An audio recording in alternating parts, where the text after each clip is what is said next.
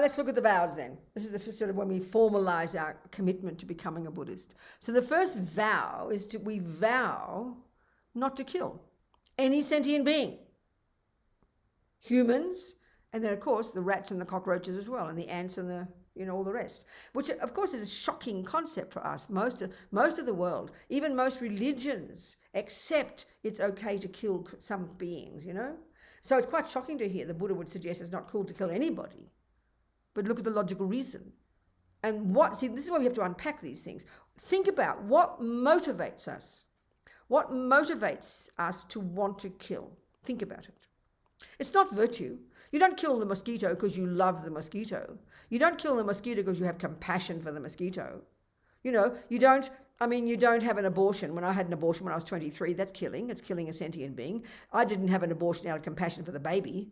I didn't have hate for the baby, but I just didn't want a baby. So it was like an attachment. So our motivation for harming sentient beings is pretty evident if we look at this view, and don't think we're some kind of like Hitler. We're not. But, what motivates us to do any action that harms another? Of course it's self-centered. Of course it's about me. It's so obvious, but we almost take it for granted, We don't really analyze it properly. But any action we do that harms another is motivated by attachment or by anger. Pretty much. They're the two main ones, So we have to refrain from those. Why? Because I don't want the future suffering. If everything I think and do and say leaves seeds in my mind will bring a result, and if an action I do that harms another and is driven by anger, then that's going to pollute my mind. It's going to sow a negative seed in my mind. It's going to cause me to have a strong karmic connection with that person. And guess what? In the future, I'm going to meet that person again and they're going to kill me. Well, thanks a lot. I don't want this to keep happening. Look at the suffering in the world now. Look at the people who harm each other. Why do you think they do it? Because the person who's being harmed now did the harming in the past. We just keep going around in circles. We are like a joke, It never ends until we decide to end it. So we vow not to kill any sentient being, which is pretty intense.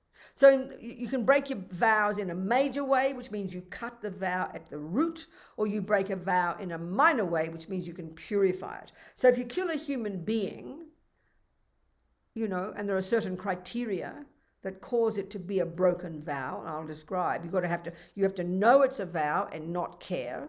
You've got to do it without any conscience. You have no interest in fixing it, and you don't care any, kind of the consequence it has for others. So it's very strong to break a vow. We often do it by accident, So you break a human, if you kill a human with those criteria, then you've broken the vow at the root, and you need to take it again in front of somebody because you've broken it, all the vows. So then you break in a minor way if you kill any other creature. Again, with intent. But the crucial point has got to be with intention. If there's no intention is the meaning of the word karma. I will, volition. That's the meaning of the word karma.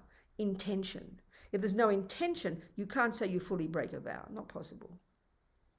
So then you vow not to take. Lama Zopa translates stealing as take the ungiven. It's very direct.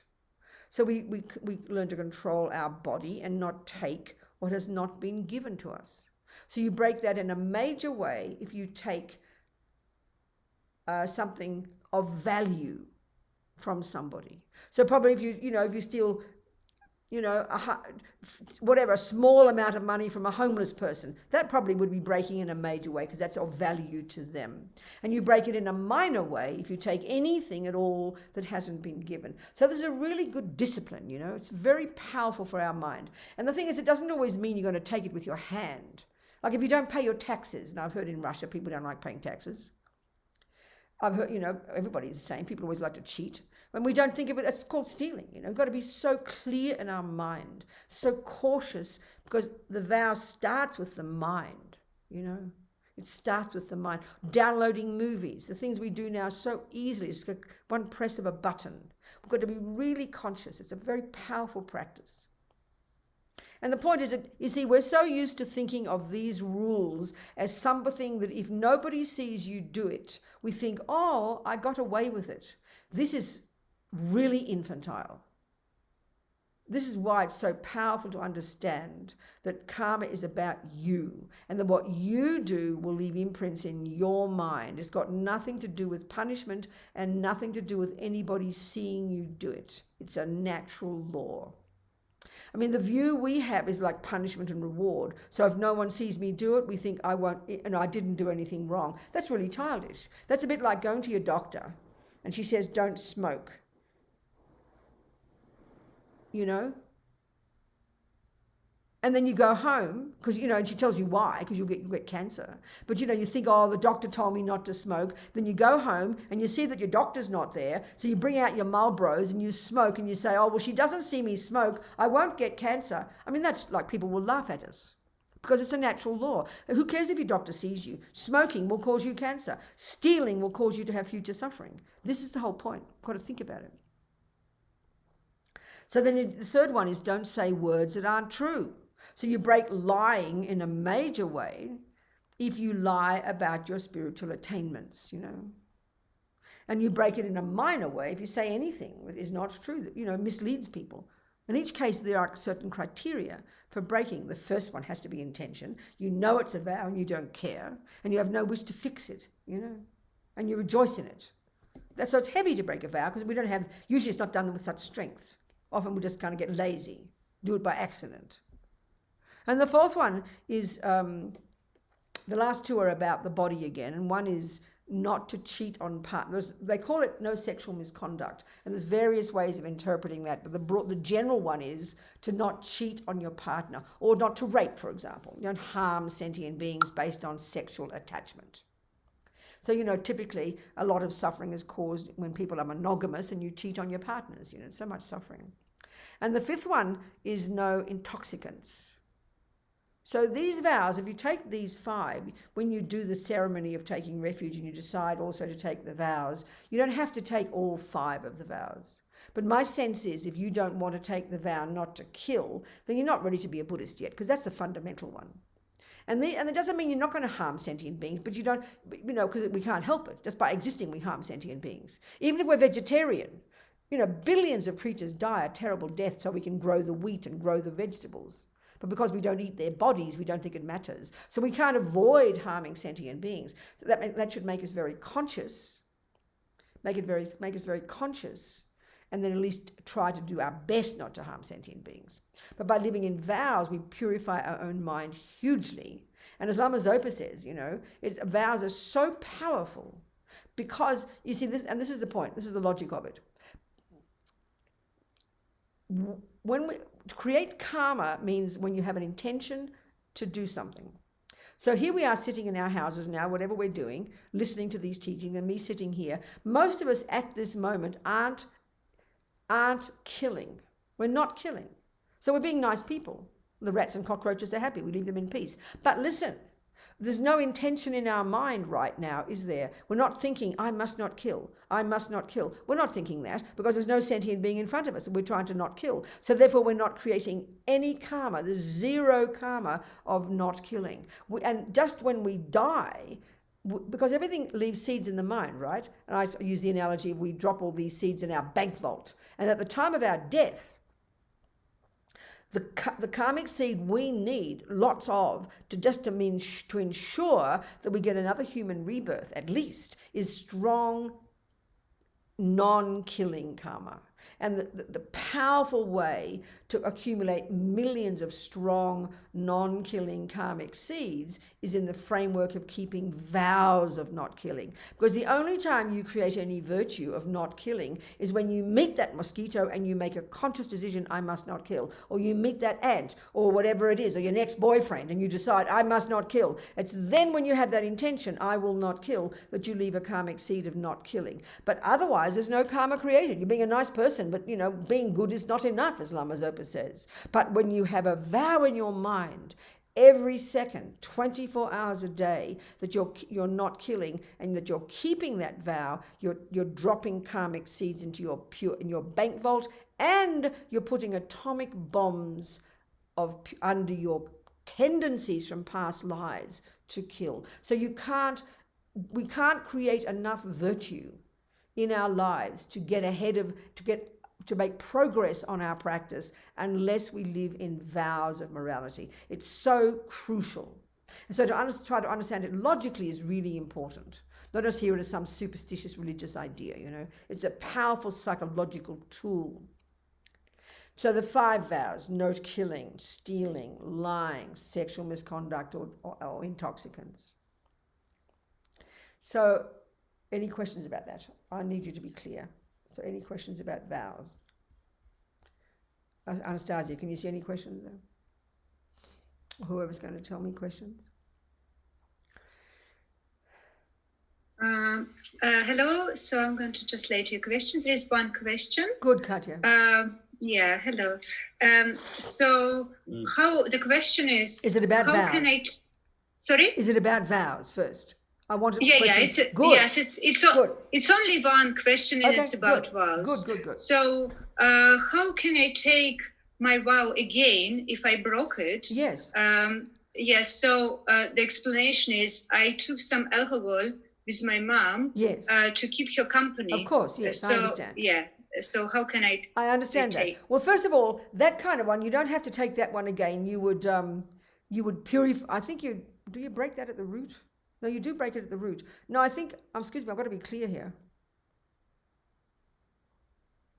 Some vows you can purify by doing the 4 opponent powers.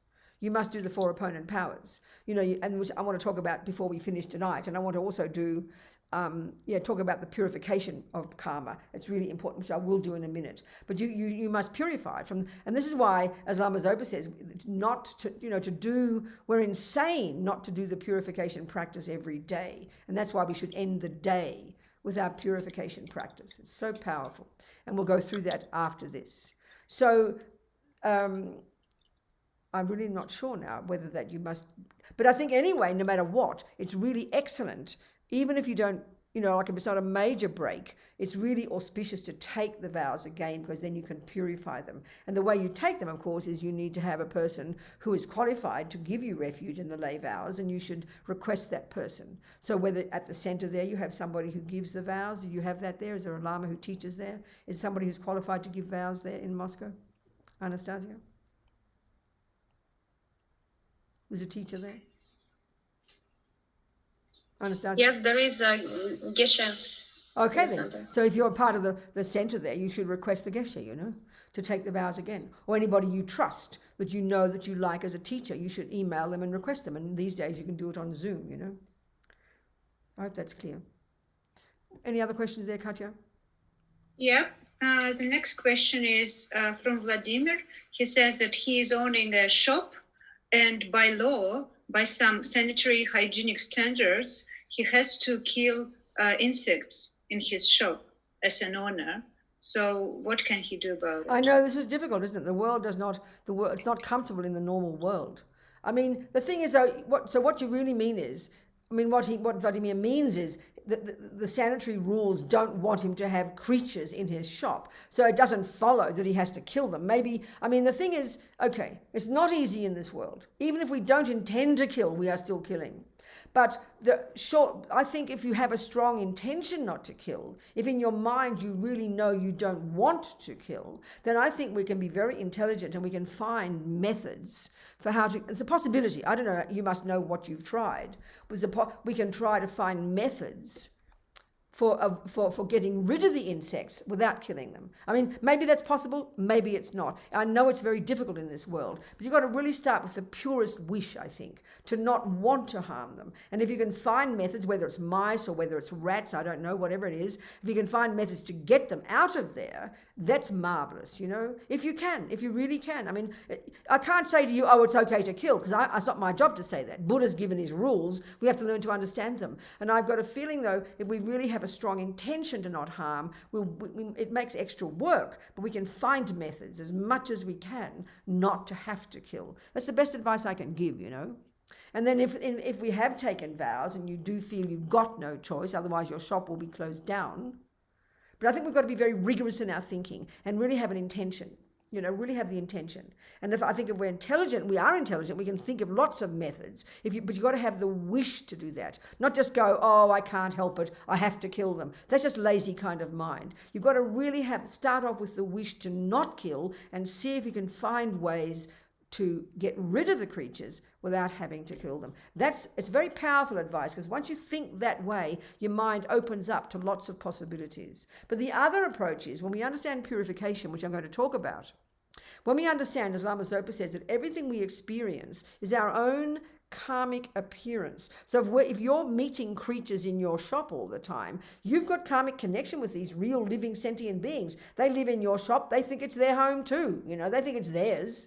So you've got some strong karma with these creatures. So then if you do the purification practice and I'll go through it, and really regret whatever harm you did to these creatures in a past life by invading their home, think about it this way. If you purify that, don't be surprised they might even go. And this is not joking, because karma's like that. Whatever we experience, if you meet a rapist or you meet a thief, it's not by accident, it's due to your past karma. But if you purify that karma, you won't meet the rapist, you won't meet the thief, and you won't meet the rats and the cockroaches. So we've got to also think like that. It's very powerful. I'll discuss purification in a minute. Okay, any more questions, Katya? Yeah, so the next question is connected, I think, to the previous one. Good. It's about ants in the flat, Yes. and what can I do if I have ants in my flat? How can I get rid of them? Exactly the same answer. Exactly. Yeah, so it's not easy, because I know there are so many, in big cities, there are billions of these creatures running our houses, rats and ants and creatures and mosquitoes, and it's so normal in our culture to kill them all. So it's quite shocking to try and think of not killing them. It's got to start with your mind. And this is not easy, See, there's two reasons. One is, compassion might be a good reason, but the first one is to have the sense that every action you do leaves seeds in your mind. So it's a bit like, if we think of it as punishment and reward, it's a bit like going to your doctor. Well, what if the only food available is sugar, and I have no choice but to eat sugar, then please, how can I stop eating sugar when I'll get diabetes? So you've got to make a decision. Your doctor can't say to you, you won't get diabetes, I give you permission to eat sugar. It doesn't work like that, because it's a natural law. It's the same with killing ants or cockroaches. It's a natural law. But we tend to have a feeling we want to get off the hook. We want someone to give us permission to do it because we can't help it. I know I'm not suggesting either of you are asking it for this reason, but that tends to be our attitude. I want permission. I can't help it. Can I kill them, please? Well, that's like saying, can I please eat sugar and not get diabetes? No, there's no way you won't get diabetes. But you can do things that mitigate it if you can, So we've got to think about it very carefully and have the very sincere wish not to harm living beings. That's quite difficult. It's quite difficult. That's why if we live in vows every day, they protect us. And if we do our four opponent powers, the purification, that really can help change the situation, And I'm going to discuss that. Any other questions there, Katya? Yeah, the same. The next question is about also harming living beings. Mm-hmm. So it's about neutering animals. Yes. So, for example, castration of my cat. Yes. Is it really harmful for this living being? Well, you're not killing anything. No. As long as it's anesthetic, what are you doing? There's nothing, that's okay. I can't see you harming anything. Certain people might say it's not. I don't know. No, I can't see why it's going to be harmful. Why is it? How can it be harmful? If you do it without anaesthetic, you're being cruel. Of course you are, but just to take out their testicles or cut off their whatever you do is when you castrate. I don't know what they do. Men might get upset. Men feel very precious about their sexual organs. Maybe feel it's offensive to take away some cat's testicles power. I don't know, but I can't think there's any suffering there. What else?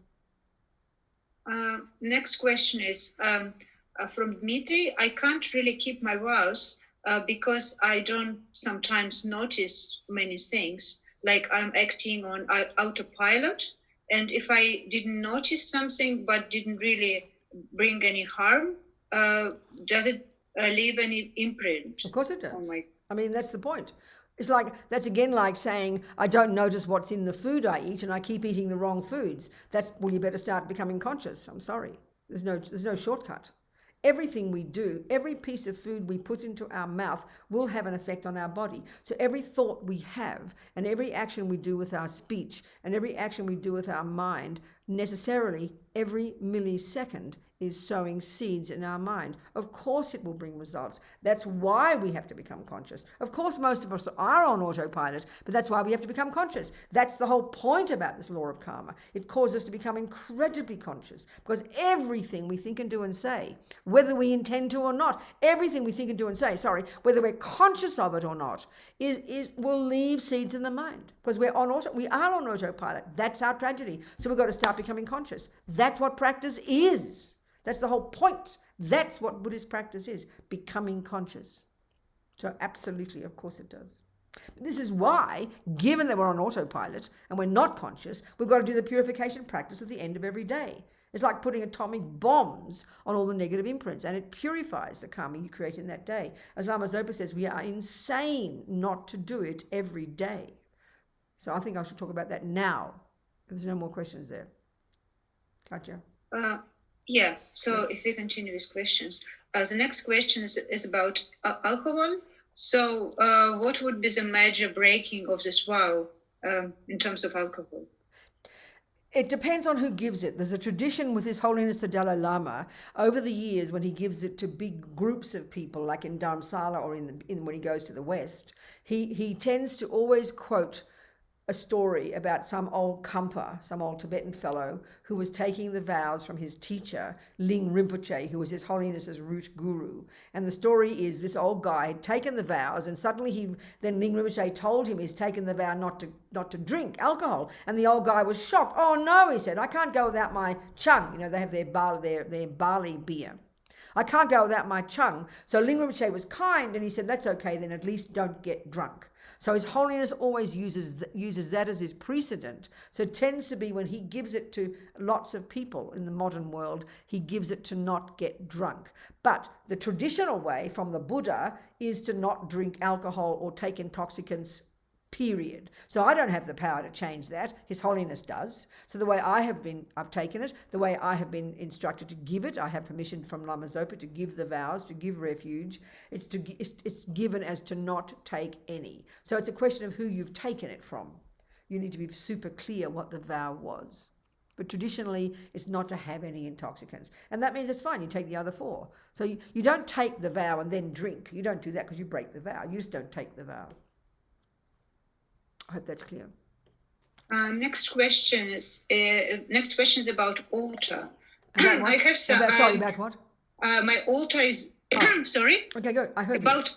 you. Yeah, sorry. It's about altar. So yes, my altar. The question is, my altar is very untidy, and it even has some mold on it. Yes. And I don't really have time to clean it. Uh-huh. So actually, it's like disrespectful for Buddhist symbols, but at the same time, it doesn't really harm anybody. So does it bring any negative karmic imprint?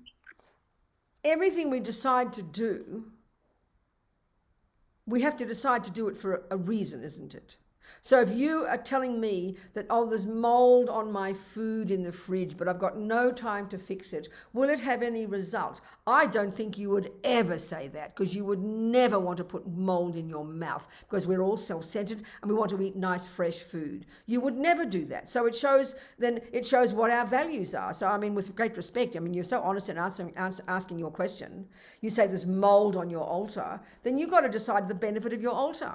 You say you don't have time. You've got to decide what is priority. So if you decide you're a Buddhist and you've decided you've taken refuge and you've decided you've got faith in the Buddha and you've decided you've got faith in the Guru and you've decided you want to make offerings every day to the Buddha, then that'll be the thing that you'll keep most beautiful. And the fact that it's got mold on it and you say you haven't got time to fix it shows it's not priority for you. So what do you think it's going to do to your mind? It's going to block you from receiving realizations. It'll block you from being close to the Buddha. It'll block you from hearing your teacher's teachings, because you're creating that by thinking it's not important. If you think something's not important, then obviously that will be the result that will come. It won't be important to you. So you've got to decide what's important. You've got to decide your priorities. It's got huge meaning. I mean, equally too, if you have water bowl, I mean, you say it's mold. I've seen that. People's altars are like that because they don't think it's important to see it as a ritual. But if you think the Buddha really is here, and if you have a Lama and you really believe your Lama is the Buddha and your Lama's here, you would never, I mean, if your Lama came and visited you personally, you would not offer them a cup with mold in it. You'd never be so foolish as to do that. You would never do that in a million years. So it shows how disconnected we are. You don't think the Buddha's really there. And if you have offerings and you're offering them with moldy water bowls, my God, think of the meaning. And so think, if the meaning of the Buddha is there, the teacher is there, then you make it beautiful. No one has to, it's not a question of being seen. It's you're harming your own mind, basically. You're blocking yourself from the Dharma. Think about that. It's not superstition, it's logic, it's karma. Next question. So could you please give definition of ego in Buddhism? So the question is, we all break our vows because of our ego. So what is ego but just karmic imprints and habits, and from the deep perspective is just emptiness. So what is the ego's Everything definition? is, no matter, everything is empty. Shit is empty. Hitler is empty. Stalin is empty. Buddha is empty. So everything's empty. So that's gone. Apart from that, we'll leave that alone now. Everything's empty. Given that, what the question is, ego is a very loosely used word, isn't it? It's the Greek word for I, roughly speaking, but the way we tend to use it as we're referring to the neurotic sense of I, the rubbish sense of I, the grasping at this concrete I that gives rise to attachment and anger and all the other rubbish we do. So that's how we talk about ego, But the reason we break a vow isn't, it's too broad to say it's because of ego. Like the earlier person said, because you're not conscious, because we're on autopilot, because we're not aware, and we don't consider it important. So it's a question of becoming conscious. That's the point. It's becoming conscious. So ego is just this word, and it's referring to ego grasping, which is the root delusion, which gives rise to attachment, which gives rise to anger, which gives rise to why we do things that are harmful. So that's why we have to understand Buddhist psychology and study it and understand properly the meaning of these words very precisely. I don't know if that helps. Anybody else? The next question is about a vow for sexual misconduct. Yes. So the question is it okay to have sadomaso? Is that the right word? If both partners agree? I understand that. I understand. There's different things here. There's different levels of it.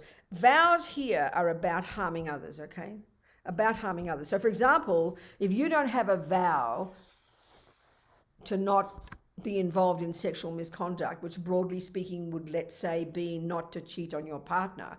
If you don't have a vow, or you don't have a partner. No, okay, even if you do have a vow, but you don't have a, but you don't have a partner. That doesn't mean you can't have 20 it doesn't mean you can't have 20 boyfriends a day, as long as you're not cheating on their partner. So as long as you're clear that you're not harming another partner or harming your partner, then you're not breaking a vow. But the other part is you're increasing your attachment. So there's no vow to not do things with attachment, because everything's done with attachment. A vow is like a grosser level of actions that you attempt to refrain from doing. But the reason is so eventually you can even then work on your attachment. So if the broader job you're trying to do is give up attachment.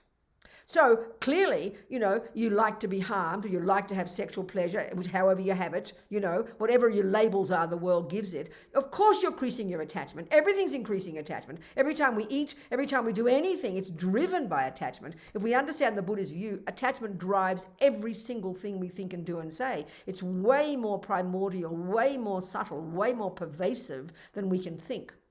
So if you have a vow not to harm another sexually, it doesn't follow by having 20 boys a day, or even by, harming a person who is agreeing to it. You're not breaking a vow, but you're increasing your attachment. So you've got to decide the bigger picture. The reason you have a vow, finally, is to lessen your attachment. So that's why we have to learn to curb our behavior. And I mean, it's not meant to be moralistic. Don't hear it as, someone says I'm not allowed to enjoy my sex. I'm not allowed to enjoy my food. That's how we hear it. But the only way to understand the reason to have vows, and the only way to understand the Buddhist approach, is to understand that we're trying to lessen attachment and lessen anger and lessen harming, so that we can develop our mind and get incredible blissful mind. So you've got to understand the basis of it. So you mightn't break a vow, but you're certainly increasing your attachment. Everybody is. It's not just because if you harm somebody, whatever. Of course we're increasing our attachment. All the time we're doing it. So that at least you don't break a vow. That's one thing. But it doesn't mean you're not harming your own mind. So you've got to understand attachment to understand that. I hope that's clear. What else, Katya? So the next question, I think you already answered, but I'll just read it. What do you think, what is the Buddhist point of view about polyamoria?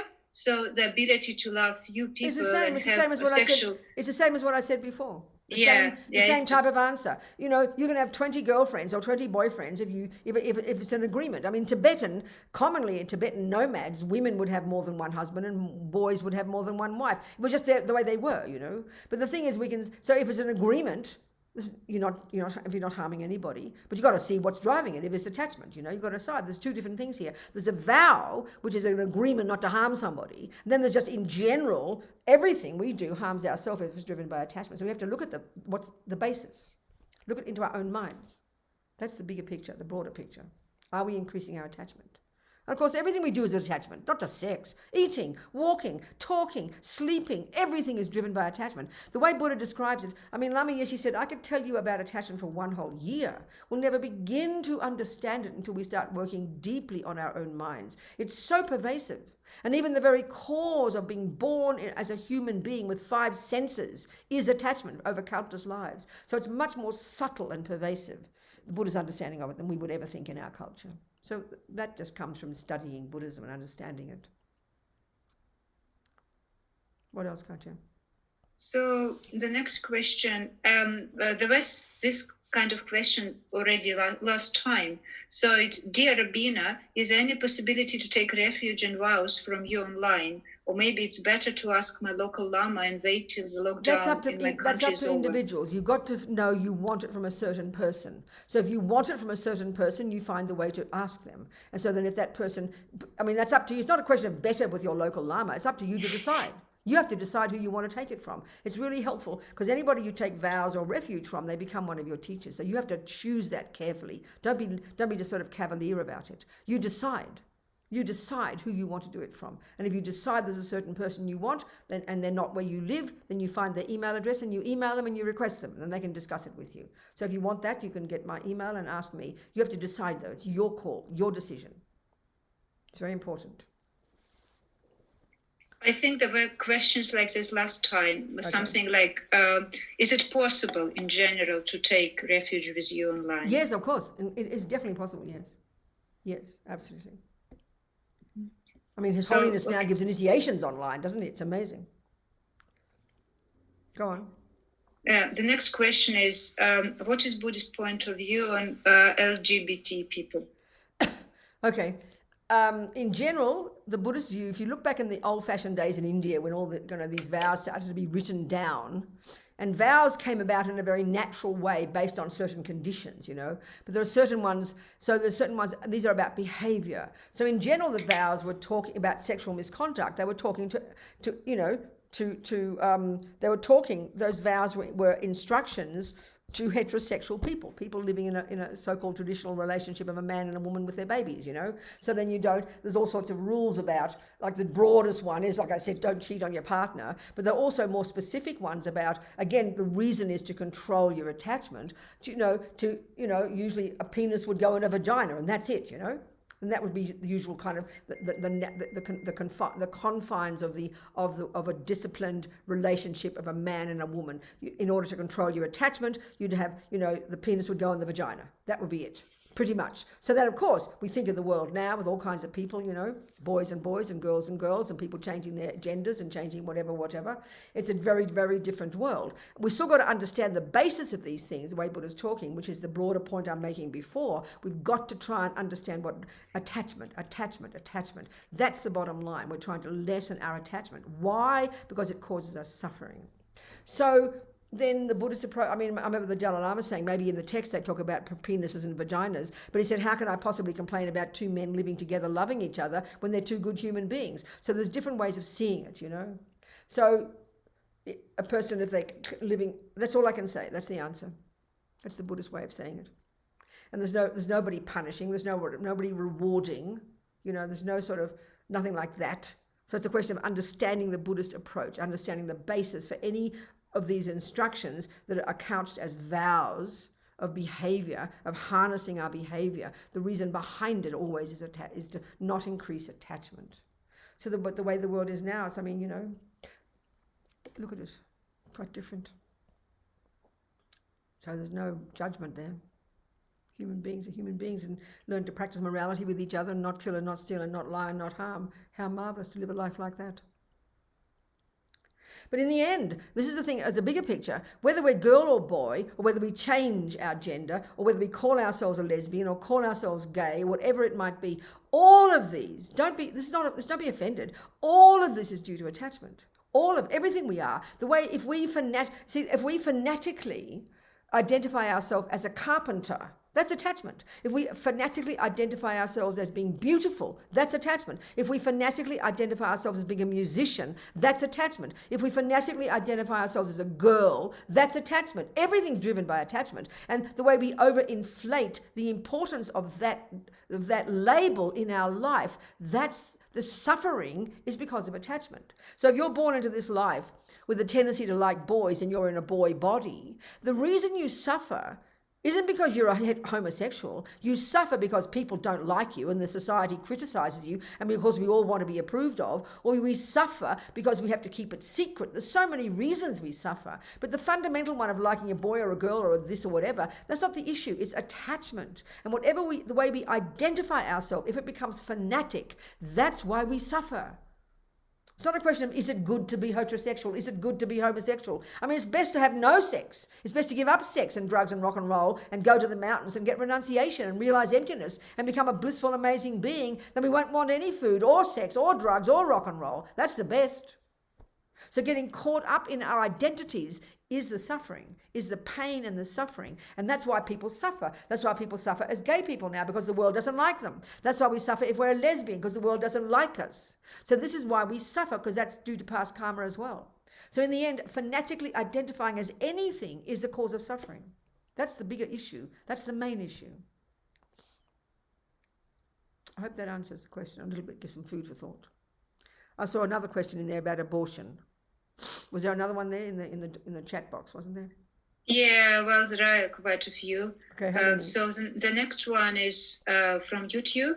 Can I give my vow back if I can't keep it? That's interesting. Yeah, some people, if it's, some people really, I think it's a possibility you have to go to somebody and you can do that, yeah. But better to do that with humility and with sincerity than to break it. Definitely better. Yes, absolutely.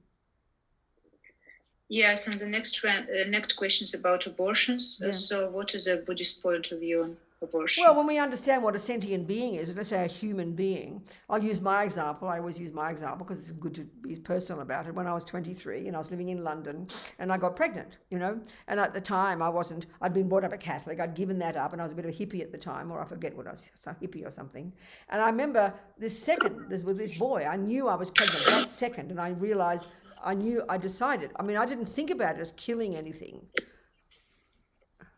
I didn't think about it like that. I just knew I didn't want what would come out after 9 months, a human being. It was a very strong connection. And there's an interesting extra discussion with it. It's just due to karma. We have very strong karma. We all have strong karma with each other, people we meet in this life. So exactly the same. This person, a sentient being had died a few weeks before that. They were in the intermediate state, and then I hopped into bed with this boy, and then they had this strong karma with me and the boy, no doubt. And their mind came running and joined the egg and the sperm in my fallopian tube at that time. And then I realized at that second, oh my God, I'm pregnant. And I knew at that second I did not want a baby. So I never doubted it. I never thought of it. I didn't have a thought to want to harm. I didn't have anger. But it means the karma of this person also who came to my womb, their very strong karma from their past killing of me, that they had the karma from me to kill them. So the karma was very strong, and it was almost like automatic, And I remember I had the abortion. So so from the second of conception is when the mind from the person comes into the egg and sperm. So from that second, it's a real human being. Obviously, it's not a viable human being. They can't exist on their own, but it's still a mind going there. So technically, that's called killing a human being. Obviously, it's not the same as killing a human being who's fully developed. There's different levels of karma, So so then the ideal, that's the approach to it. But that's just the explanation of it. I had karma with this being, this person came to my womb, I knew I didn't want to have, it was very clear, and I was in London at the time. I remember It was in the 60s, and I remember the government had already legalized abortion. So I felt, oh, well, aren't I lucky? I got it free in the national health and the medical profession, in the medical profession in England. But I remember I was very depressed afterwards. I didn't know why.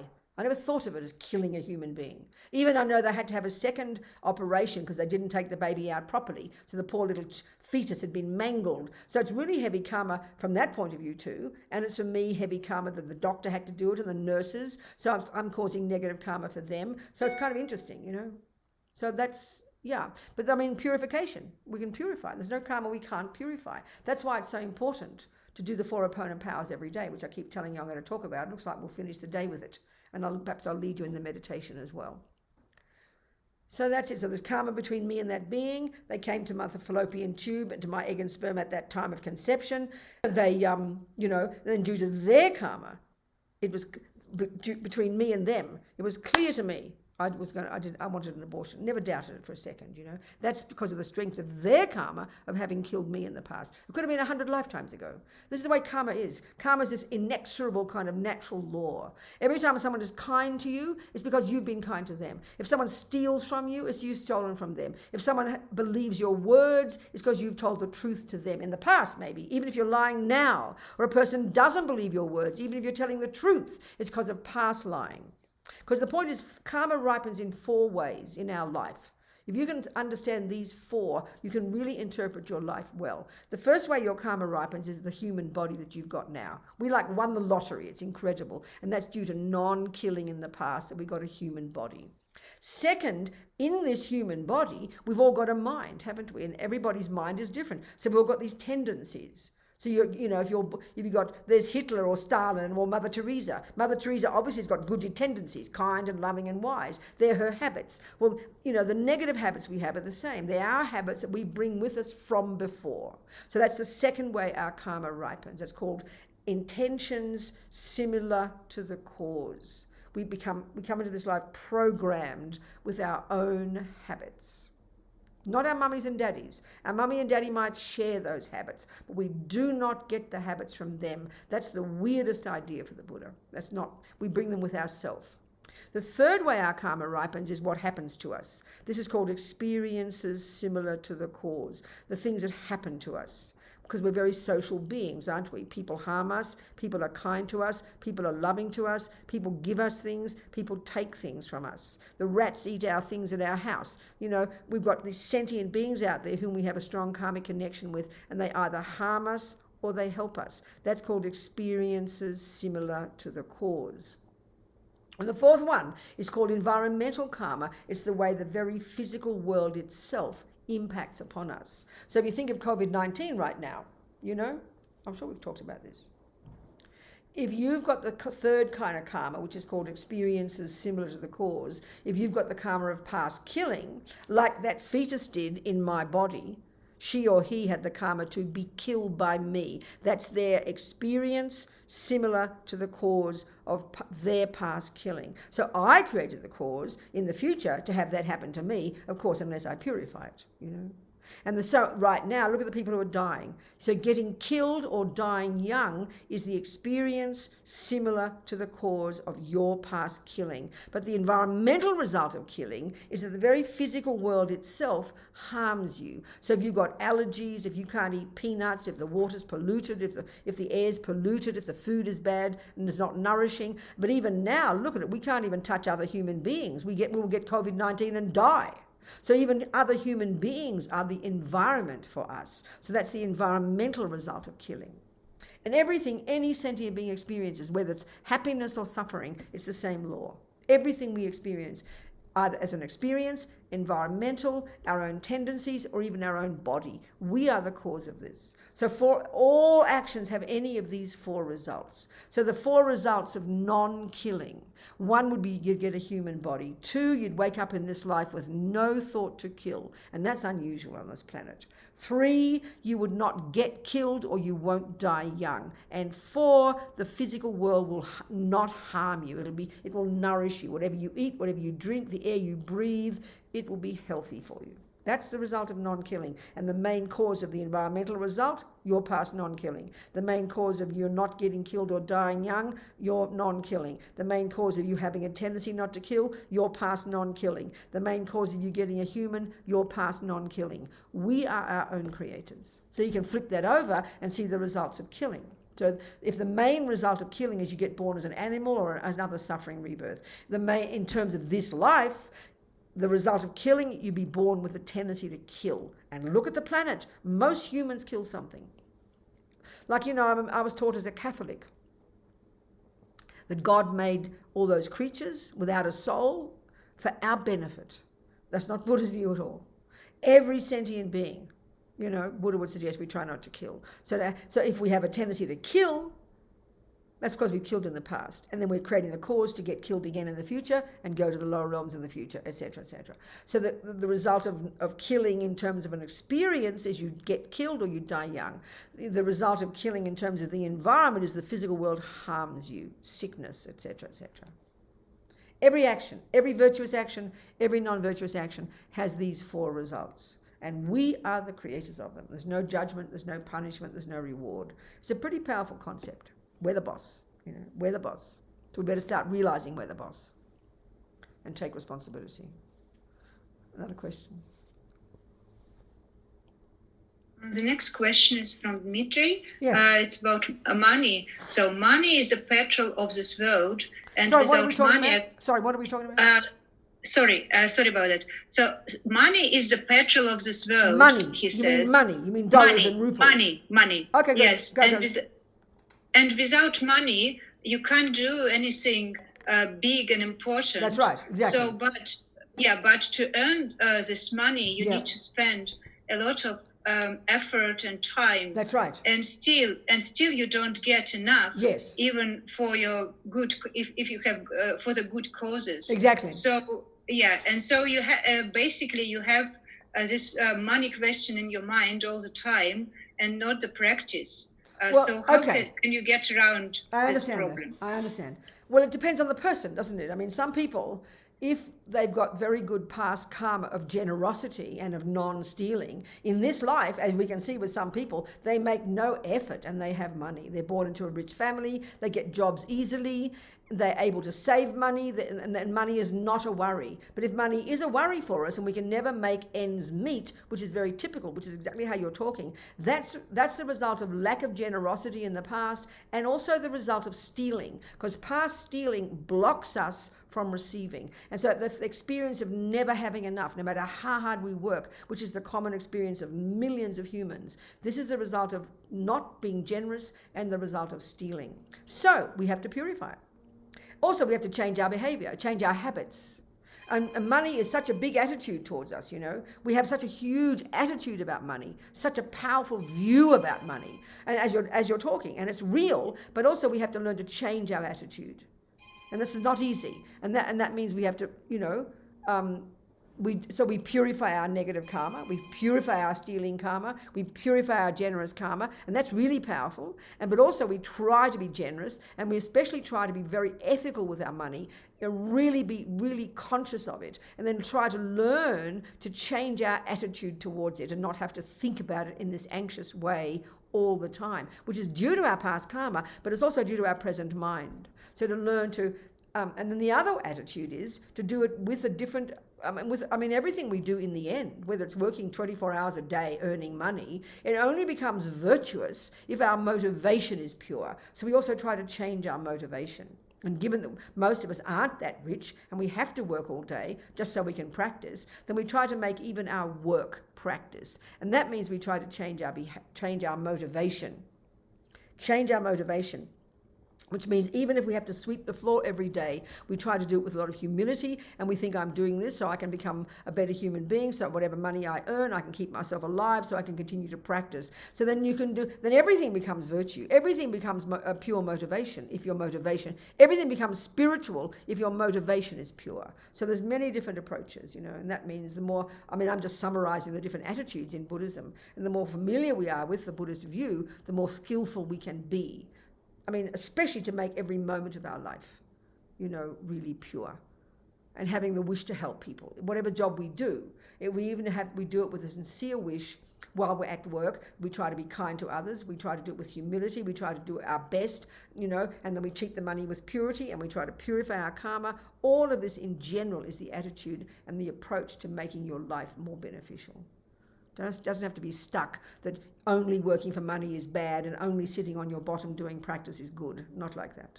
We do all of the things we do with a pure heart, then everything we do, including earning money, can become a virtuous action. So there's many answers to your question. Many answers. What else, Katya?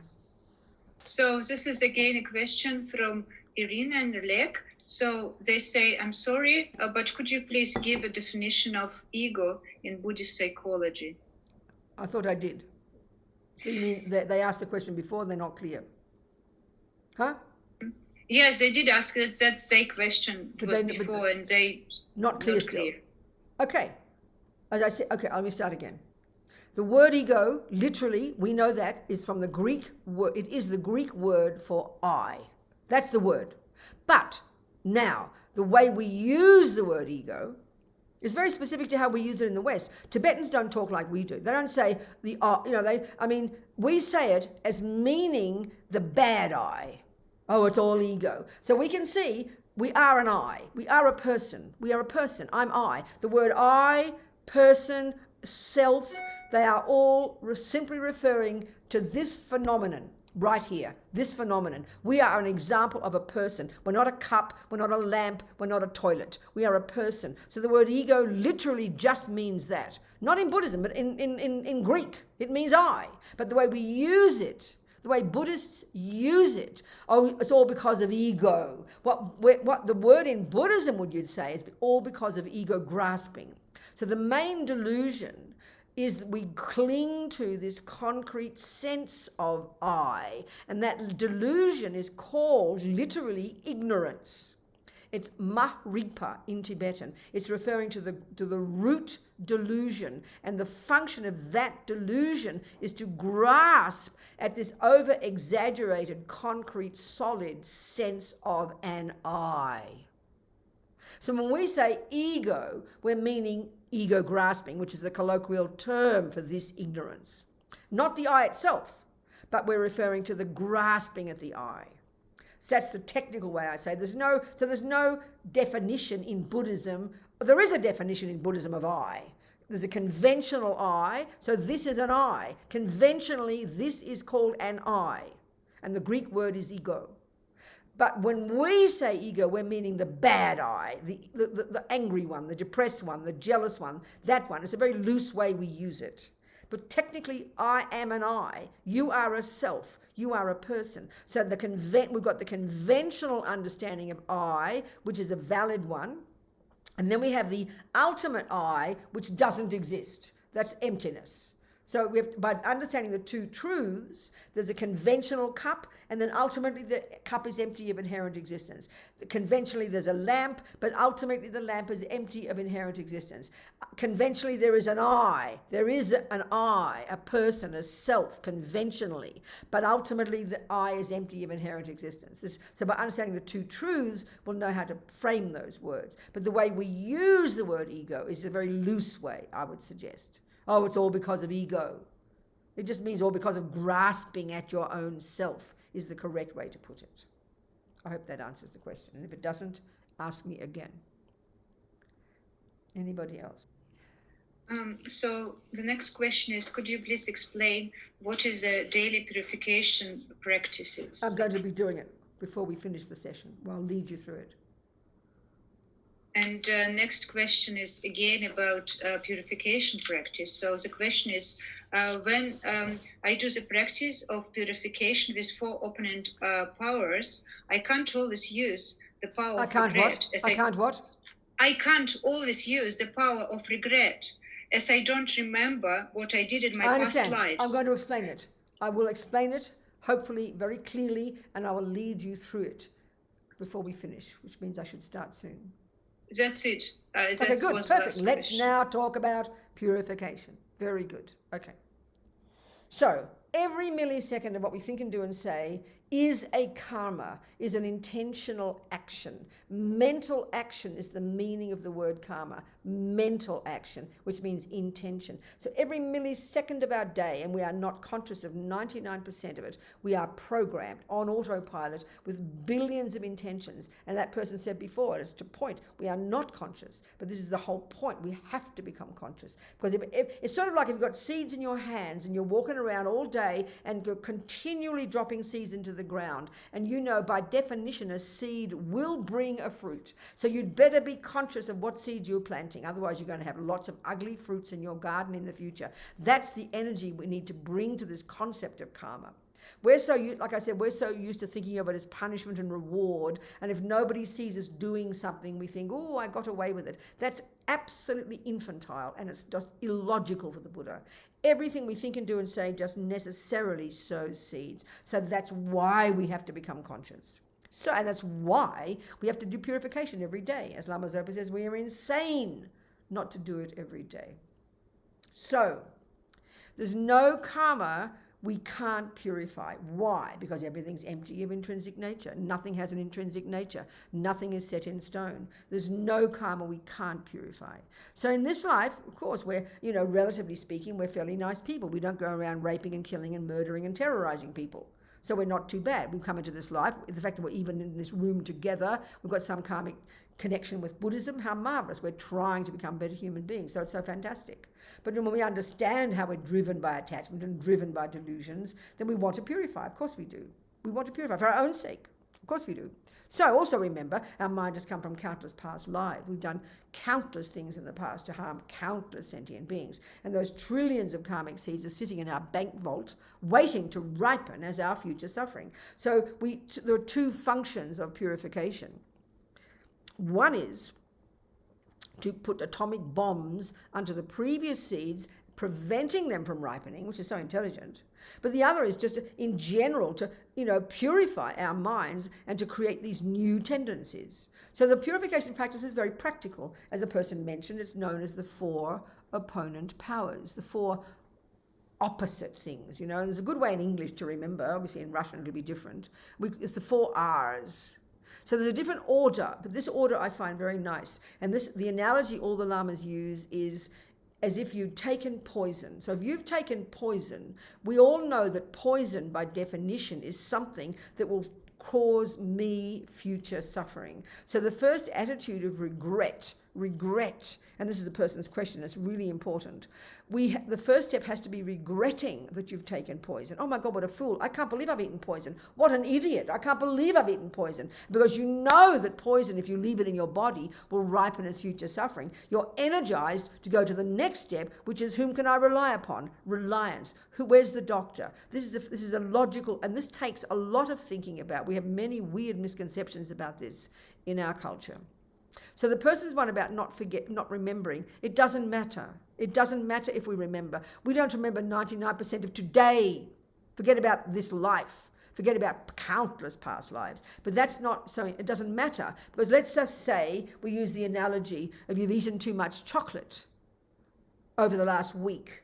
And now suddenly you come out with sick, or you got, ugly on your skin, or you're feeling a bellyache. You don't need to know which piece of chocolate on which day. You just have to know the general rule, it was too much chocolate. So when you have a result in this life of somebody not believing your words, you know it's because you have lied in the past. It could have been 1,000 lives ago. So you can tell by your experience the action you did, because that's the experiences similar to the cause. If people lie to you, steal from you, harm you, try to kill you, you know the causes of that. Having killed, having lied, having stolen. You know the logic of it. So then in general, you don't want those kind of harmful things. So then you regret the actions that would cause those. So that's why you even just take the 10 non-virtues, or the first 7 even. You regret killing, you regret stealing, you regret lying. So now the crucial thing to understand, and this we often don't get, what regret means.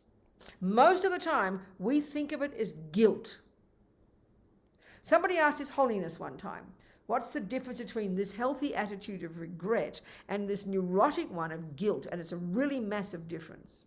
So he said, guilt with guilt, this neurotic one, we look in the past and we think, I did this, I did that, I did this, and then we conclude, I'm a bad person. Now we run to that one automatically. Now don't blame your Jewish mother or your Catholic mother for that.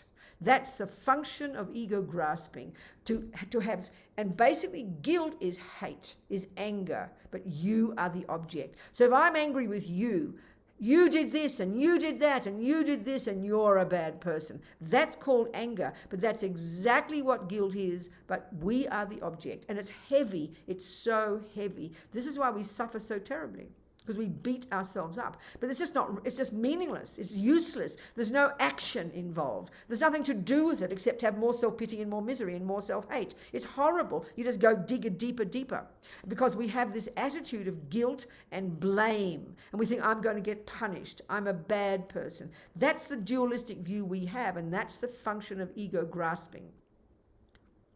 So we have to change that consciously. So then His Holiness said, well, what's regret? Well, the first part is exactly the same. You look in the past, I did do this, I did kick the dog, I did kill my boyfriend, I did cheat on my sister, whatever you like, whatever the action is that you know that you did based on delusions that harmed another.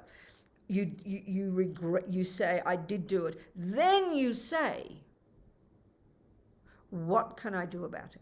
Because that's the attitude of poison. So doing negative actions is poisoning yourself. So when you know that negative actions will bring suffering results to you, and this is not compassion for the other people yet, this comes in the second step. This is like compassion for yourself, and we have to cultivate it. We have to think it properly. We think regret is guilt and I'm a bad person. Or the other attitude I've heard people say, well, let's say, like at the time when I had an abortion, I didn't think I was doing something wrong. I didn't intend to do something wrong. I didn't even think of it as killing, even though I kind of consciously, I didn't think of it that way. That was the only choice I could have made at the time based on the way my mind was. So then people say, but how can I regret it? Because that's what I was like then. That's not the point. It's just like, when I smoked cigarettes, I smoked lots of cigarettes, and then I never heard of cancer. I never thought of the consequence of smoking cigarettes. So then just because I didn't know about cancer when I was smoking doesn't mean that now when I discover that I could get cancer, of course I should regret it, because I realized out of my own ignorance, I didn't realize that I was going to harm myself. And now look at the result. So that's what regret is. It's an intelligent attitude. I didn't know that the things I did as a human even, I didn't mean to do it, and if I did mean, that was even worse. But in general, we do it out of ignorance. I didn't know I was going to harm myself by having an abortion. I never thought of karma. But now, once I know about karma, I regret because of my ignorance I did that action, and in that action I sowed seeds in my mind. So now when I think of it, I regret that action. And this is the point. I've got to say the words why. Because you know what, Robina? You talk to yourself. I don't want the future result. That's exactly the same as poison. Oh my God, I ate poison. I can't believe it. I don't want to get sick.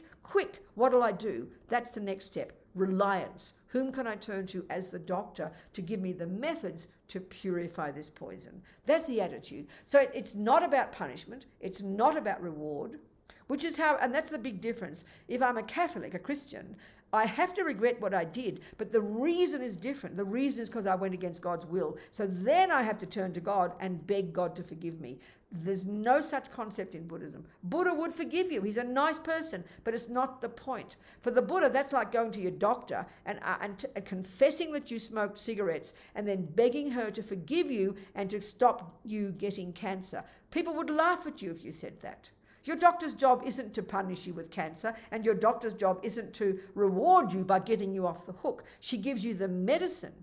She gives you the methods. That's the second step, reliance, where we take refuge in the Buddha. So the Buddha's our doctor, whose medicine we use to help purify our own mind and our own past karmic tendencies, So it's all of it's so kind of self-respectful, the attitude, but we've got to understand it properly. And the fact that we don't remember it doesn't matter. We've all done every possible action in every countless past lives, countless times. So we regret the lot. So the attitude of this, well, you do it at the end of the day.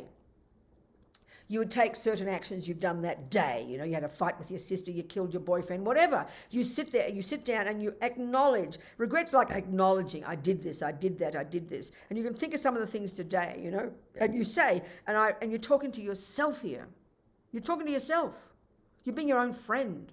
I regret that because I am sick of suffering. I don't want the suffering results of this because I am sick of suffering. It's about yourself. We miss this step. It's so powerful because I am sick of suffering. I'm sick of this old habit. I'm sick of the result. I don't want the future results. I am fed up with this suffering. So of course I regret it because I don't want future suffering. And then you can think, if you have faith in karma, whatever I've done in beginningless past lifetimes to harm countless sentient beings, and mostly that is as animals. Animals live with such fear and such delusions and such suffering that they live by harming each other all the time and being harmed. So the countless lives that we've done as animals out of ignorance, you know, killing, torturing each other. So you think, and whatever I've done this life, whatever I've done since beginning of time to harm sentient beings with my body and speech, I regret from the depths of my heart because I don't want the suffering results to come. It's like you're putting an atomic bomb under those seeds you have planted. And it's the first step is regret for yourself. So then you think, whom can I turn to? Next step, reliance. And there's two parts. The first one is refuge. So the Buddha's our doctor, basically. He doesn't forgive us. It's not his job. He would. He's a nice guy. But it's not the point. It's not forgiveness. It's not you don't get forgiveness from your doctor. She gives you methods. That's the Buddha's job. So then we rely upon the Buddha as our doctor. So you can visualize above your head. There's a particular practice all the Tibetan Lamas praise to visualize Buddha as Vajrasattva. It's a bodhisattva aspect of the Buddha. And he's particularly related to emptiness, which is the real purification. So we visualize Vajrasattva above our crown. And if we have a spiritual teacher, we have a Lama, we think that our Lama's mind is manifesting as Vajrasattva for our benefit. That's very powerful. It makes it very personal. So the second part of reliance is where we now have compassion for others. The first is like compassion for yourself. I can't stress it enough. It's not guilt. It's not I'm a bad person. It's not regretting because I've harmed others because of compassion. It's because everything you've done will result in your experiences in the future. And you do not want suffering, baby. So of course we regret the things we've done in the past that would ripen as my suffering. I do not want it. I am sick of suffering. It's a very powerful concept if we can get it. It's grown up, responsibility, accountability. Next one is now compassion, the second one after refuge, the second step. You now think of those you have harmed. So of course we can't remember them all in countless lives, for goodness sake. I mean, I'm always thinking of one whale, one mouthful. She opens her mouth for one mouthful of one breakfast. 40 million little sentient beings go in. So that's a lot of sentient beings you might kill as a whale. And now they leave us for dead. Humans are pretty clever at killing, but animals are much cleverer. So we've done countless of these, got countless negative seeds. So then we now have compassion for all the sentient beings we've eaten and harmed and killed and tortured and lied and stolen from, etc. All the sentient beings, the lot, just think the lot, all the sentient beings. Of course I now regret for their sake. You know, I know what it's like to suffer, so they know I know what they feel. So have such compassion for sentient beings. But now, if you can, compassion for those who've harmed you. That's the most powerful. And why should you have compassion for someone who's harmed you? Because they also are driven by the law of karma, and due to their harming you, they will suffer unbearably in the future. That's the real compassion to have, if you can. If you can't, you leave it there. Third step, the remedy. And this is there are millions of remedies, like the whole medicine cabinet of remedies. They often call this one the antidote. So in your daily life, if you're regretting stealing, the obviously antidote is to give something. If you're regretting killing, a really good antidote in your daily life is to save lives. Go buy a few worms that would be used otherwise for fish bait. Go save some fish. Help sentient beings who are sick. That's an antidote to killing. But the most potent one in terms of meditation using the Buddha is this third step where you visualize Vajrasattva, you visualize nectar coming, you say the mantra, this Sanskrit syllable, which is said to be, Sanskrit is said to be really powerful sound. The most pure sounds that literally purify your mind, the very saying of them, and purify the physical energies that your mind is connected to, and as a super powerful one related to the Buddha. So of course we've got to think about this because it sounds a bit superstitious to us initially, but this is the most potent antidote, the most powerful remedy. And the fact is, what, you know, as Lama Zopa says, the more, as Lama Yeshe says first, the power, what purification is the power of our regret, the power of our reliance, the power of the remedy, and the power of the fourth one, which I'll describe. The more we put our mind into it, that is what makes it powerful. Because the mind is what creates negativity, as Lama Yeshe says. So we purify it by creating positivity with our mind. This is what purification is you changing your mind. We tend to think, oh, I'm a bad person. I'm a big lump of bad in here. No matter how much purification I do, it's still a bad person. That's just seeing yourself as self-existent. That's rubbish. Karma is dependent arising. There's no negative karma you can't purify. And it's the strength of your mind that purifies it by doing the opposite. That's what purification is. So you visualize. We'll just do it very briefly after this. We'll just do it very quickly, go through the steps. We visualize the nectar coming, we say the mantra, and we want to purify. The power of purifying is we wanting to purify, wanting to regret, wanting to have compassion, wanting to purify. And the fourth one, the most important, as Babonka Rinpoche says, it's the resolve, the determination not to do again.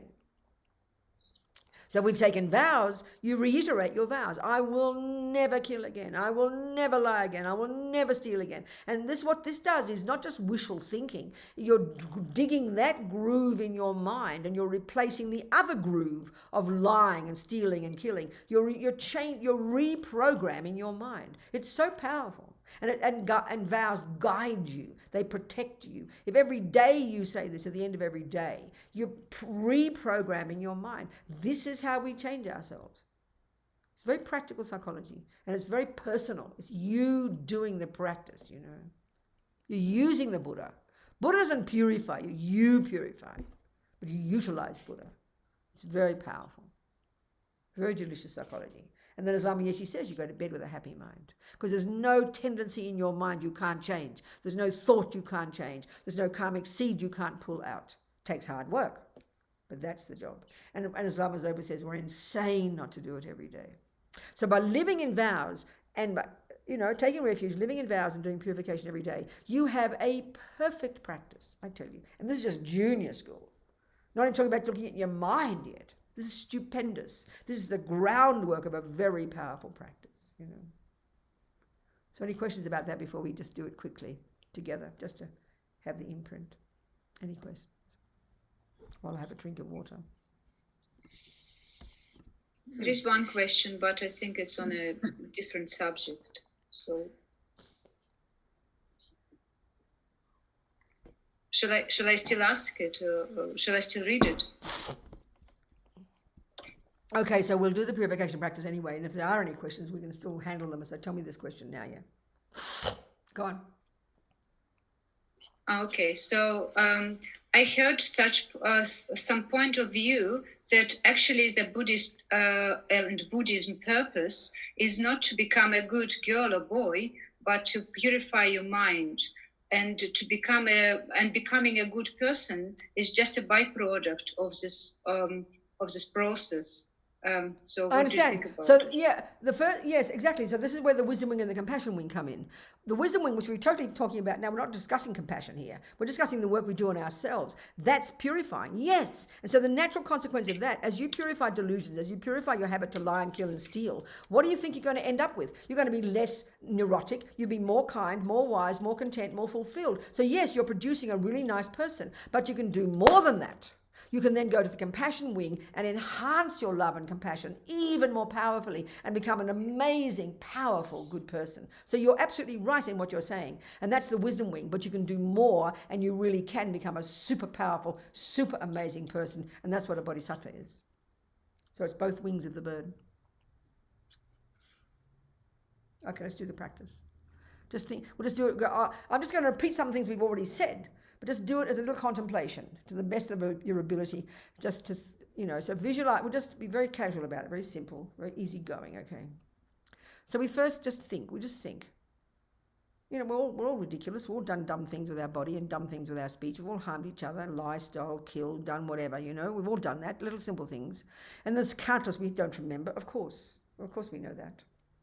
So we just think, I regret, think of some of the things we have done, our habits. shouting at people, getting impatient with our mum.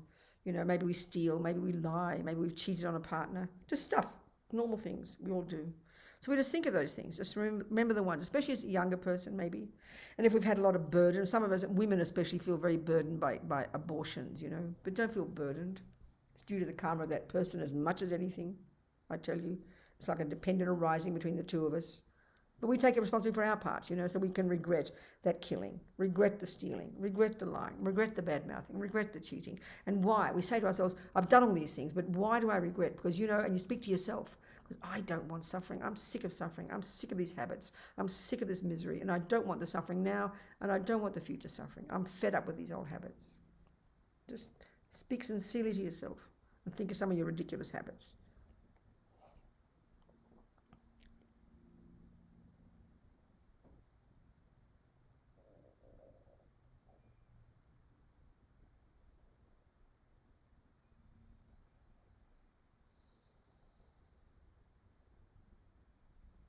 Especially the ones we carry with such a burden of guilt from the past, maybe to our parents, and we sort of carry it around with us like a big weight. It's unnecessary.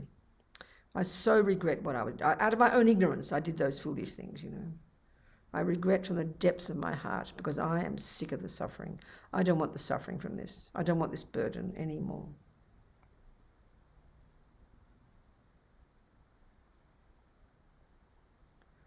And then all the things we don't remember having done. Of course, we're sentient beings, Countless past lives, Buddha says, if you can imagine that. All the countless things we must have done.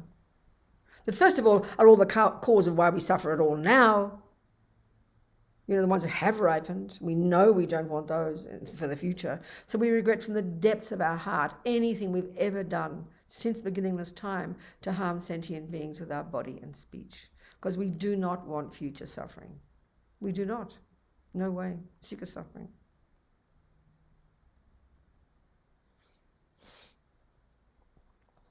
And then think of our delusions, which are the source of it. Our ridiculous ego grasping, clinging to this ridiculous concrete me that doesn't exist. And the attachment to get what that fantasy me wants. And the pain and the hurt when it doesn't, which is the aversion, the irritation, the upset, the anger, the despair, the depression, the anxiety, all that drama. Because of these ridiculous delusions. I'm sick of all this, fed up. Don't want the suffering of this anymore. So whom can I turn to? So we imagine above our crown the Buddha, but in the form of a bodhisattva. He's called Vajrasattva. He's like the main Buddha, and he's related particularly to emptiness, because it's the realization of emptiness that cuts the root of all suffering. Right now, during this practice, we're like putting atomic bombs under all these weeds, preventing them from growing. So we visualize the Buddha above our head, radiant white light, so blissful, so compassionate, wanting only to benefit. And if we have a spiritual teacher, we think it's their mind manifesting as the Buddha in this form solely for my benefit, to benefit me, to help me purify my mind. That's their job, Just take refuge, delight, rely upon the Buddha, the doctor we've chosen.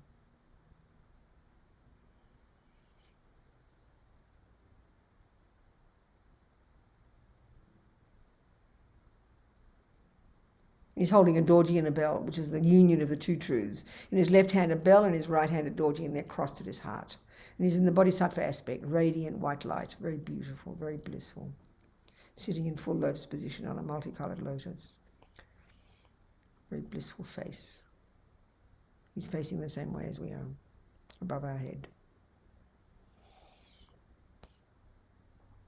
So now the second part of reliance, we now rely upon suffering sentient beings, the way they say it. So we think of those we've harmed now, this life, our parents, that abortion, that baby, the boyfriend, the girlfriend, the people at work, the ones we've badmouthed, the ones we've hurt, people we've stolen from, people we've harmed, the animals we've killed, the creatures we've killed. This is life. We have compassion. They don't want suffering either, just like me. Such compassion for them. I regret for their sake now. I must purify for their sake now as well.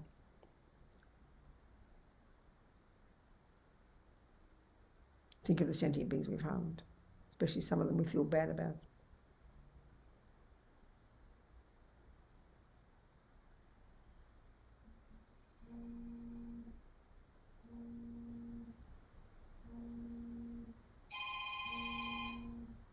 So now, if we can, those who've harmed us, often we have anger and so much hurt, but if we understand we've got karma with these people, and the only reason they've harmed us is because we've harmed them in countless past lives.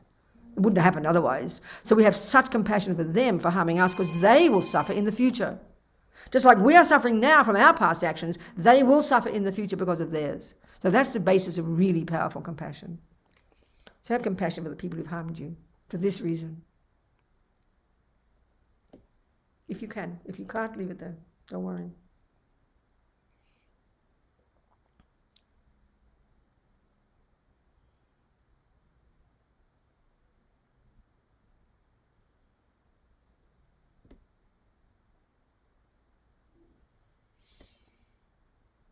So now, third step, the remedy. So we imagine now, just from Lama Vajrasattva, he sends, we'll do three little meditations. The first one, we imagine the nectar coming from Lama Vajrasattva's heart, and it arcs around like a hose of energy, and arcs around, and this nectar, white nectar, enters into our crown and fills us completely. Just imagine, filling us completely. And what it does is it purifies, it drives out all the billions of karmic seeds of anything we've ever done since beginningless time to harm sentient beings with our bodies. And it forces out all these karmic imprints as like filthy liquid disappearing through the lower parts of our body, disappearing into space, with not one atom left. This white nectar filling us, purifying completely all the negative karmic actions, the seeds left from the actions we've done with our bodies since beginningless time to harm sentient beings. Om Vajrasattva Samaya Manupalaya Vajrasattva Teno Patita Dido Mebawa Sutoshayo Mebawa Suposhayo. If you know it, can you put the microphone on for me saying the words, please, Diana, saying the mantra so they can hear it? Diana, you've done it? They're hearing me now. Okay. Om Vajrasattva Samaya Manupalaya Vajrasattva Teno Patita Dido Mebawa Sutoshayo Mebawa Suposhayo Mebawa Anorato Mebawa Sarvasiddhi Memprayata Sawa Karma Sutsame Sitam Shriyam Kuruhung Ha Ha Ha Ha Ho Bhagavan Sarva Tata Gata Vajramami Mutsa Vajrabawa Mahasamaya Sattva Ahung Pe Om Vajrasattva Samaya Manupalaya Vajrasattva Teno Patita Dido Mebawa Sutoshayo Mebawa Suposhayo Mebawa Anorato Mebawa Sarvasiddhi Memprayata Sawa Karma Sutsame Siddham Shriyam Kuruhung Ha Ha Ha Ha Ho Bhagavan Sarva Tathagata Vajramami Mutsa Vajrabawa Mahasamaya Sattva Ahung Pe Om Vajrasattva Samaya Manupalaya Vajrasattva Teno Patita Dido Mebawa Sutoshayo Mebawa Suposhayo Mebawa Anorato Mebawa Sarvasiddhi Memprayata Sawa Karma Sutsame Siddham Shriyam Kuruhung Ha Ha Ha Ha Ho Bhagavan Sarva Tathagata Vajramami Mutsa Vajrabawa Mahasamaya Sattva Ahung Pe. And now back to Russian. Yeah? Okay, I can talk again. Diana, nod. Okay. So now we're so happy, full of this blissful nectar and all the actions. And think of all the karmic seeds we've ever planted from negative actions of the body, gone, purified, eliminated, eradicated. How amazing. Full of this blissful nectar. So now again, Lama Vajrasattva very compassionately from his heart sends this powerful hose of nectar that arcs around, it enters our crown and fills us completely. But this time you visualize it all rises, it forces up to the surface. All the karmic imprints of all the harm we've ever done with our speech. This is ridiculous. We humans mostly. Animals make a few loud sounds, but they don't do much harm with their speech. It's us humans with our clever speech. All the lying, all the speculating, all the bad-mouthing, all the harsh speech, all the rabbiting on about nothing speech, all the harm we've done to sentient beings with our speech. Visualizing it all forcefully leaving the top part of our body. Like Lama Yeshe said, it's like, and there's a sink, if you turn on the tap in the sink, all the junk in the glass comes to the surface, doesn't it? All the junk leaves the top part of our body disappearing into space, not one atom left. All the negative imprints of all the negative speech since beginningless time. Now again, the Russian, the Sanskrit mantra, the Russian off. Om Vajrasattva Samaya Manupalaya Vajrasattva Tenopatita Dido me bhava Sutoshayo me bhava Suposhayo me bhava Anorakto me bhava Sarvasiddhi me prayatsa Savakama Sutsa me Siddham Shriyam Kuru Hong Ha Ha Ha Ha Ho Bhagavan Sarva Tathagata Vajramame Mutsa Vajrabhava Mahasamaya Sattva Ahung Pe Om Vajrasattva Samaya Manupalaya Vajrasattva Tenopatita Dido me bhava Sutoshayo me bhava Subhashayo me bhava Anorakto me bhava Sarvasiddhi me prayatsa Savakama Sutsa me Siddham Shriyam Kuru Hong Ha Ha Ha Ha Ho Bhagavan Sarva Tathagata Vajramame Mutsa Vajrabhava Mahasamaya Sattva Ahung Pe Om Vajrasattva Samaya Manupalaya Vajrasattva Tenopatita Dido me bhava Sutoshayo me bhava Subhashayo me bhava Anorakto me bhava Sarvasiddhi me prayatsa Savakama Sutsa me Siddham Shriyam Kuru Hong Ha Ha Ha Ha Ho Bhagavan Sarva Tathagata Vajramame Mutsa Vajrabhava Mahasamaya Sattva Ahung Pe. And now imagine all the negativity created by a ridiculous speech since beginningless time, purified, full of this blissful nectar. How marvelous.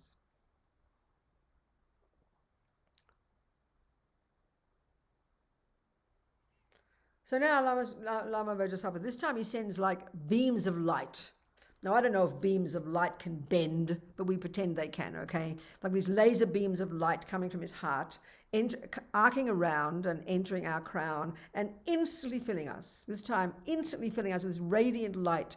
And what it does is it instantly eradicates all the ridiculous delusions, which are the source of the problems, all the ego grasping that clings to the inherent me, then the attachment that comes as a result of that to get what the fantasy me wants, all the aversion and the panic and the despair and the depression and the anger and the irritation and annoyance and frustration, all this spectrum of aversion that happens when attachment doesn't get what it wants, and then all the other ridiculous delusions. All of these annihilated.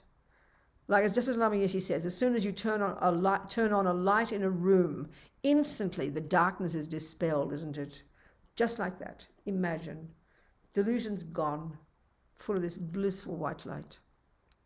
Om Vajrasattva Samaya Manupalaya Vajrasattva Tenopatita Dido me bhava Sutoshayo me bhava Subhashayo me bhava Anorakto me bhava Sarvasiddhi me prayatsa Savakama Sutsa me Siddham Shriyam Kuru Hong Ha Ha Ha Ha Ho Bhagavan Sarva Tathagata Vajramame Mutsa Vajrabhava Mahasamaya Sattva Ahung Pe Om Vajrasattva Samaya Manupalaya Vajrasattva Tenopatita Dido me bhava Sutoshayo me bhava Subhashayo me bhava Anorakto me bhava Sarvasiddhi me prayatsa Savakama Sutsa me Siddham Shriyam Kuru Hong Ha Ha Ha Ho Bhagavan Sarva Tathagata Vajramame Mutsa Vajrabhava Mahasamaya Sattva Ahung Pe Om Vajrasattva Samaya Manupalaya Vajrasattva Tenopatita Dido me bhava Sutoshayo me bhava Subhashayo me bhava Anorakto me bhava Sarvasiddhi me prayatsa Savakama Sutsa me Siddham Shriyam Kuru Hong Ha Ha Ha Ho Bhagavan Sarva Tathagata Vajramame Mutsa Vajrabhava Mahasamaya Sattva Ahung Pe.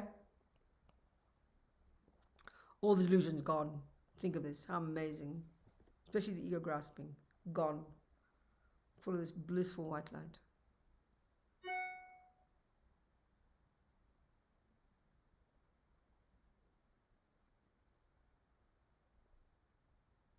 So now the fourth step, as Pabonka Rinpoche says, is the most important.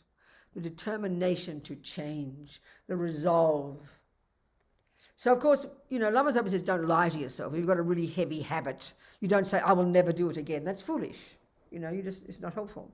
But if we can say with confidence every day, if we've taken vows, I will never kill. And that means intentionally.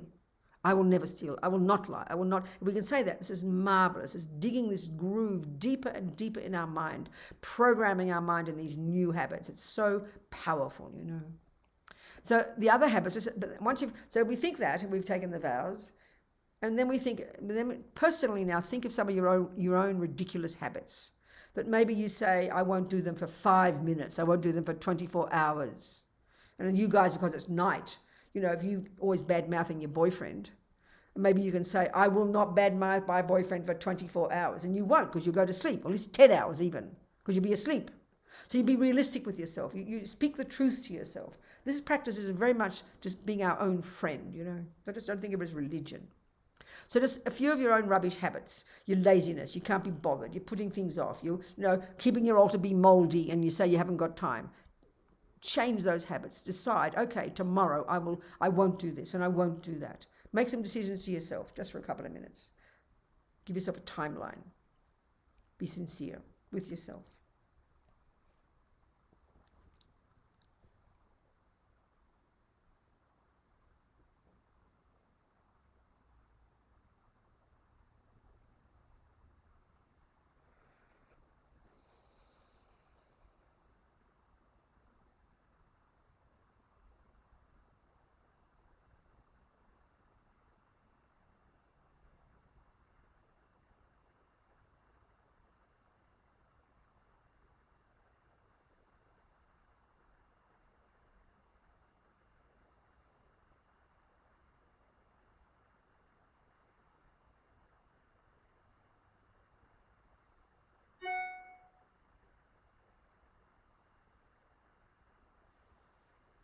Okay, so now we imagine the Lama Vajrasattva very happily dissolves into white light.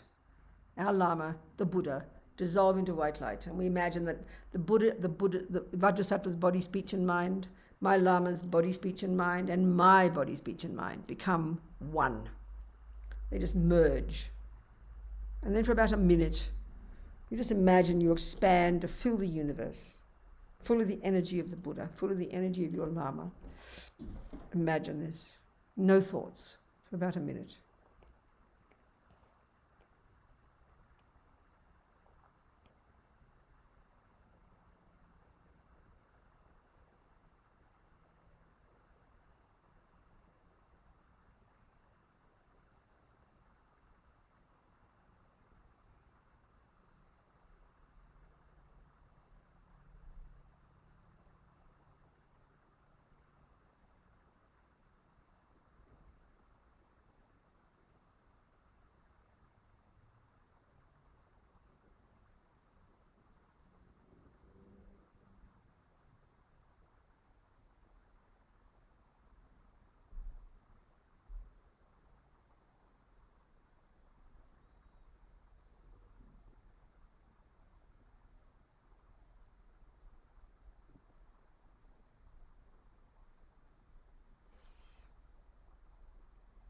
And now we finish.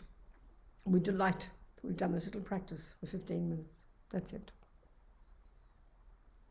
I think we're done. We can go home now. We'll go to bed, you people. I'll leave the rest of my day in Santa Fe here. We've got all the snow outside today. We had a big snowstorm. Okay, you folks. No more questions there? Maybe we'll have to leave them to another day. Thank you so much, Anastasia. Thank you, everybody. And we just dedicate, we do the little mandala offering again. We do the mandala offering, Anastasia. You put it up on the front and you read the Russian together. And what we're just doing is making an offering to the Buddha and thanking him for the teachings, as if the Buddha gave the teachings, you know. Thank you so much, and we dedicate. And then I'll see you all again, I don't know, another day. So okay, where are they? So say the mandala in Russian, please. Imagine you're offering this universe to the Buddha as a thanks for the teachings. Just the short mandala. Go.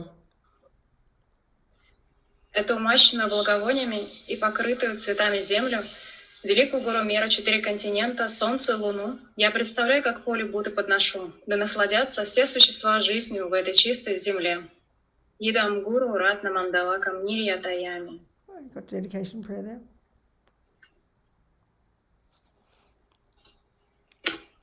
Okay, good.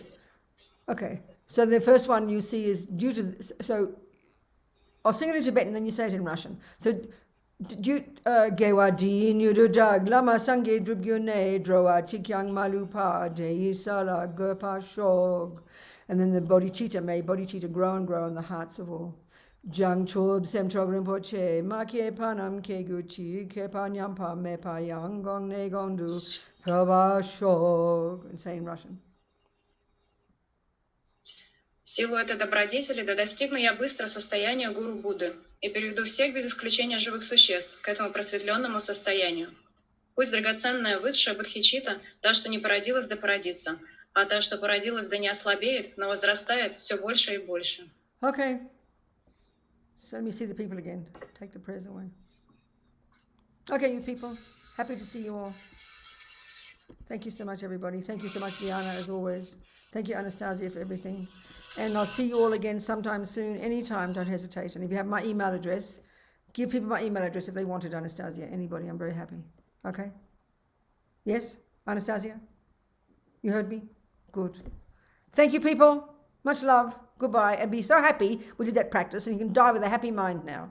There's more to talk about karma. What can I do? So we have to have another day together. Can't help it. Okay? Much love.